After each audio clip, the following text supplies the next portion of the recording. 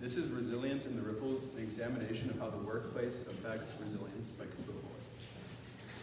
So, for some context, the majority of the agricultural workforce in the U.S. is made up of migrant workers.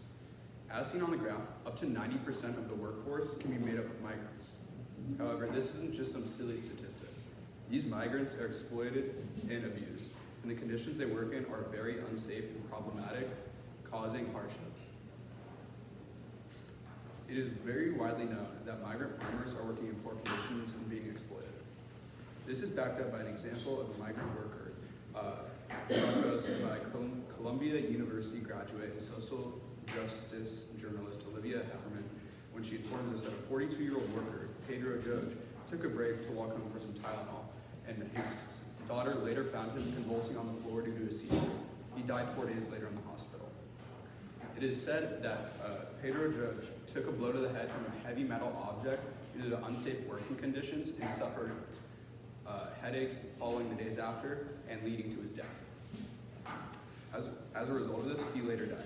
This is an extreme example, but it's very real.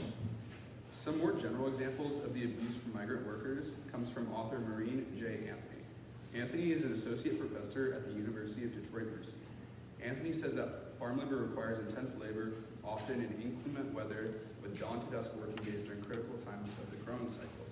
Falls from trees and ladders are common, as well as injuries related to the use of farm equipment, and workers are also exposed to a variety of pesticides. This quote shows the prevalence of unsafe working conditions for a migrant farm worker. So, my main argument is that resilience is brought out of this abuse resilience and hardship. A great example of this is of how abuse and rough conditions build up resilience can be extracted from the 2010 Haiti earthquake.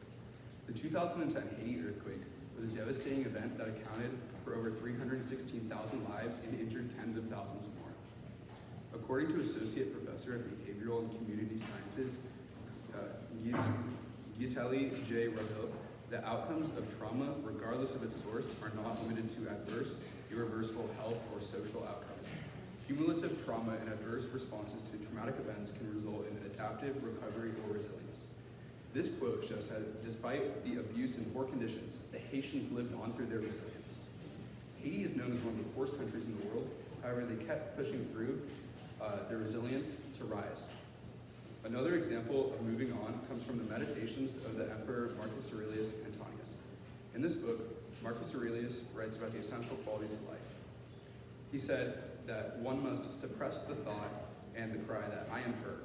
Suppress I am hurt, and you suppress the injury. This shows that if one moves forward from the hardships, they will heal. And this ties in because migrant farm workers have to come back to work every day despite the hardships they face. And the very nature of being a migrant farm worker is a highly abusive and demanding position to be in. And this claim is backed up when the coverage network The Guardian wrote a piece on this topic. A migrant farm worker from Mexico who chose to remain anonymous in fear of retaliation from his former employer said that the work began daily at 3 or 4 a.m. and ended at 3 or 4 p.m. with just one 15-minute lunch break and making $225 for just 15 days of work. They heard rumors that several workers had also died. Towards the end of the report, it is said that there was a lot of abuse for a very little amount of pay. The conditions these workers were placed into were very poor and quite frankly repulsive. Additionally, migrant workers have increased resilience because they work without health care. Given that workers are migrants and mostly undocumented, they do not receive health care from their employer. This is backed up by the National Farm Worker Ministry when they say that farm workers lack preventative health care, and unfortunately they also face disproportionately large hurdles in accessing the health care they need. This shows that the majority of all migrant farm workers do not receive adequate or any care at all. Because of all the possible injuries, health care is an integral portion of being a migrant farm worker. Also, without health care, mental illnesses go unnoticed. Some argue that this is a small percentage of their population, however, that is simply unfactual. According to Professor of Family and Community Medicine at the Wake Forest University School of Medicine, author Ann Hiot, the mental health of the population was very poor. Nearly half the participants, or about 41.6%, were associated with depression, and about 18.4% reported levels of anxiety that could impair their functioning. And greater than 1/3, or about 37.6% of the farm workers met potential cases for alcohol dependence.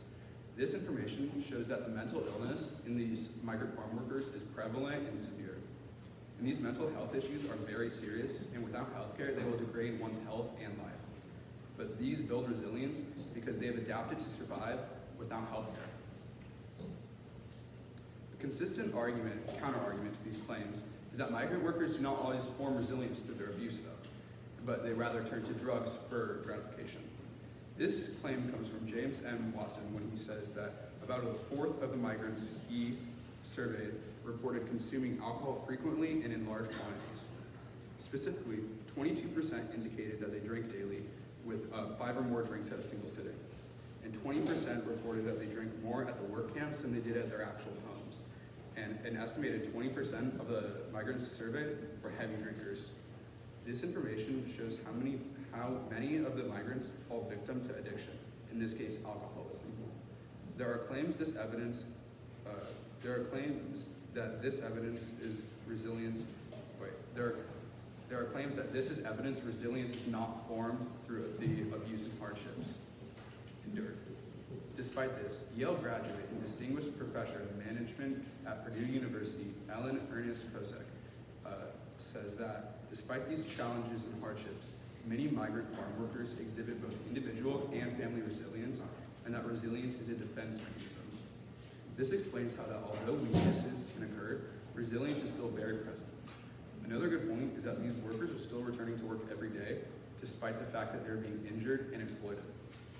This is the resilience built up within them. So because of that, the counterclaim to my argument that workers do not develop resilience since they fall into addiction is simply false. When all this is taken into consideration, the resilience is indubitable. Think about Pedro Joge, who has been one of the tens of thousands of migrant workers to pass away due to improper workplace safety conditions and improper healthcare access. These occurrences can change the direction of a life and even take one's life. Think about the resilience, perseverance, and grit it takes to endure that kind of hardship. Additionally, it is a proven fact that resilience is a direct result and contains high correlation with hardship in one's life. So in conclusion, due to being underpaid, physically abused, and overworked, the average U.S. migrant farm worker has an increased ability of resilience.